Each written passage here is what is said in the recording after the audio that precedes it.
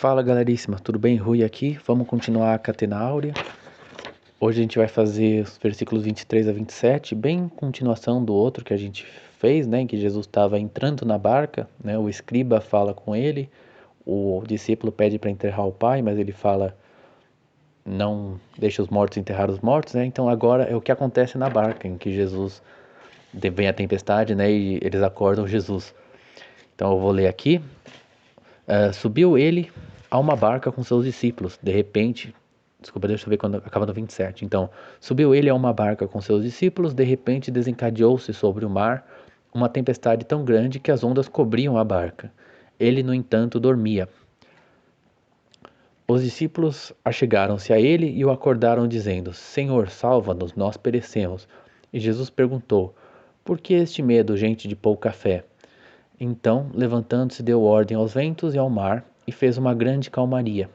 Admirados, diziam: Quem é este homem a quem os ventos e o mar obedecem? Só relendo aqui em português, porque eu estou usando uma versão da Catena que é em inglês, e na tradução, né, esse último versículo, eles falam, na versão inglesa eles falam: Admirados, os homens diziam. Né, isso vai ser importante depois.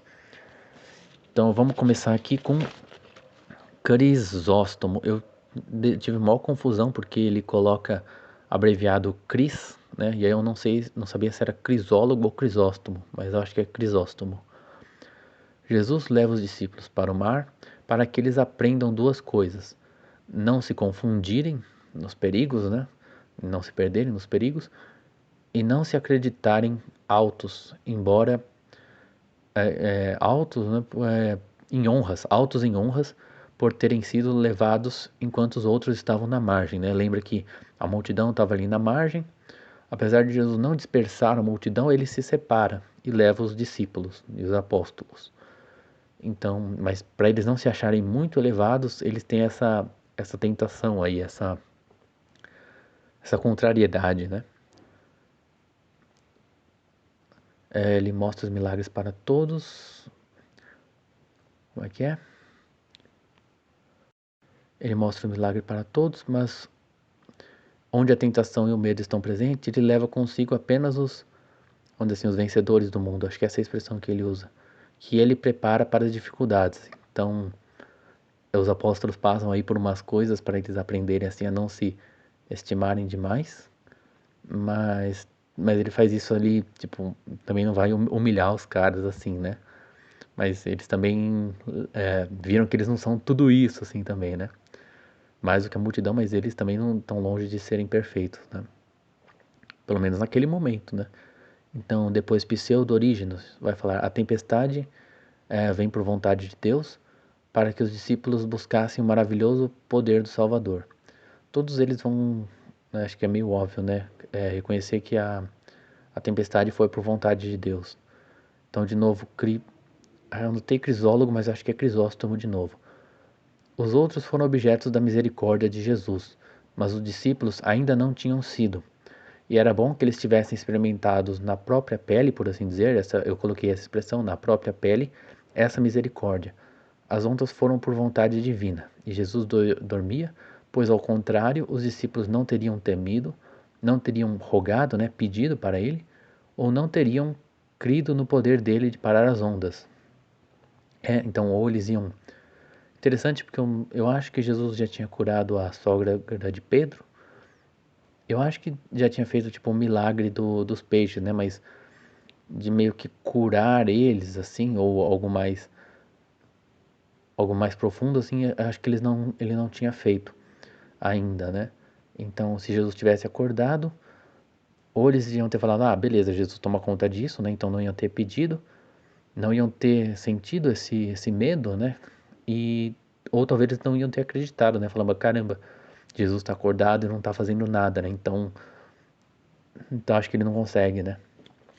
Depois, Pseudo-Orígenes de novo, Jesus dormia apenas com o corpo e não em sua divindade, para que os apóstolos vigiassem e para nós nunca dormirmos em nossa mente, né? Então nós também temos que ser assim, mesmo dormindo, mas nunca dormindo na mente, assim, sempre vigiando, né?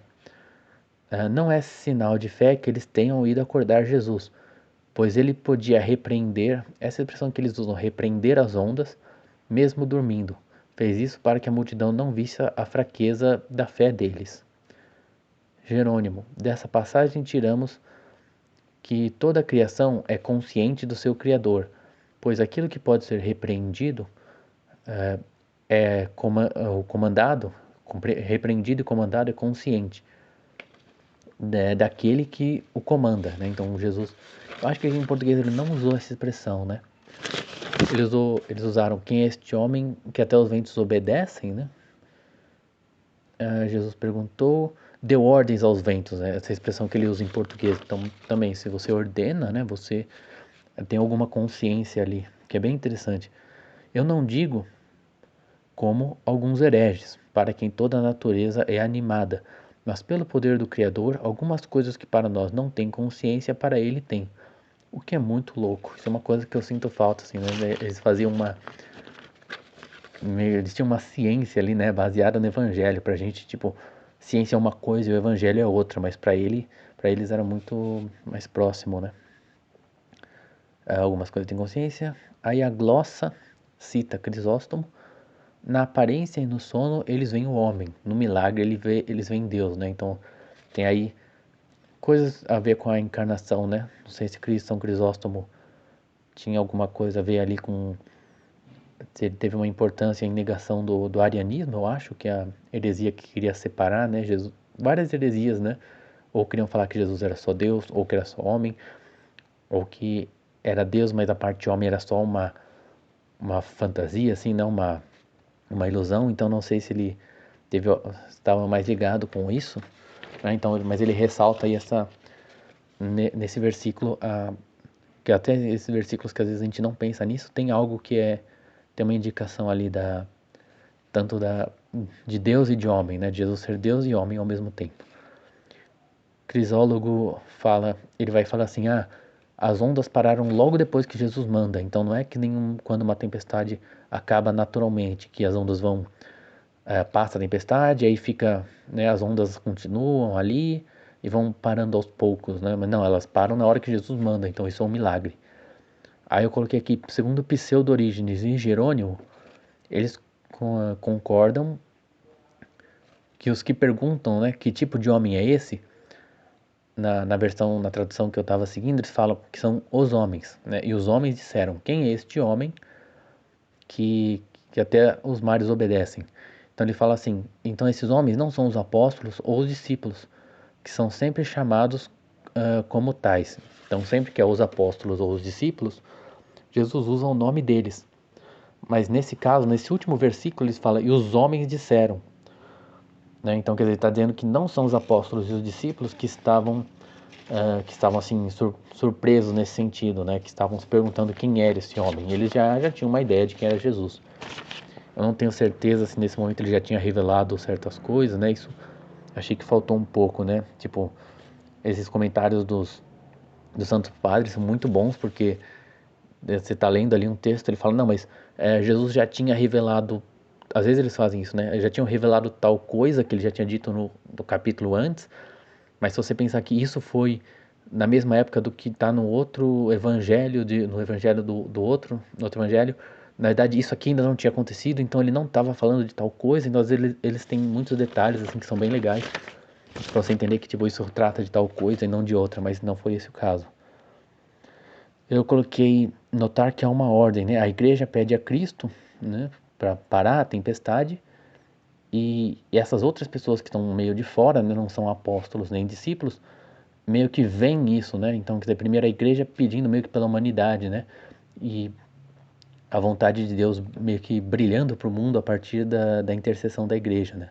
Dos pedidos da igreja, né? Então, Hilário fala, por causa de nossa preguiça, assim como Cristo está vigiante por dentro, assim como a esperança, ainda que atrasa, pode ter. Nossa! Assim como Cristo está vigiante por dentro, assim a esperança, ainda que atrasada, pode ter confiança que Cristo vigia internamente. Então nunca se desesperançar. Eu não sei porque eu anotei aqui por causa de nossa preguiça, mas quer dizer, sempre a esperança, por mais que esteja atrasada, pode confiar que Cristo está lá vigiando eternamente. Aí Rabanius vai dizer: achei isso aqui muito legal. A barca, né, que é um objeto de madeira, né, a madeira é a cruz de Cristo, e com a sua morte um grande tumulto atinge os apóstolos. Então Jesus está dormindo, né, como se ele tivesse morrido, porque na morte de Jesus, apesar de ser uma morte verdadeira, ele vai retornar, né, e o sono parece uma morte, né. Então a barca é a cruz de Cristo, e então os apóstolos também se tumultuam quando Jesus morre, e aqui também. Então, e eles tentam acordar Jesus, ou seja, as orações pela ressurreição quando Jesus morre, e ele censura a dureza do coração deles. Ele comanda os ventos, ou seja, o poder do demônio, e comanda o mar, que é a vitória dele sobre a maldade dos judeus. Então, e a grande calma que vem da ressurreição. Então, tem esse paralelo entre a barca e a ressurreição, né? Então, como se ele estivesse preparando eles para as tentações que vão vir, né? Dificuldades que vão vir com a morte dele, né? Talvez também eles, assim como teve os homens ali que ficaram admirados, né? Com Jesus acalmando o mar, também tem os soldados que estavam lá que reconheceram Jesus, né? Então é bem interessante. Isso já sou eu adicionando, tá? Mas é bem legal. Então é isso aí, galera. Muito obrigado. Espero que tenham gostado. Até a próxima.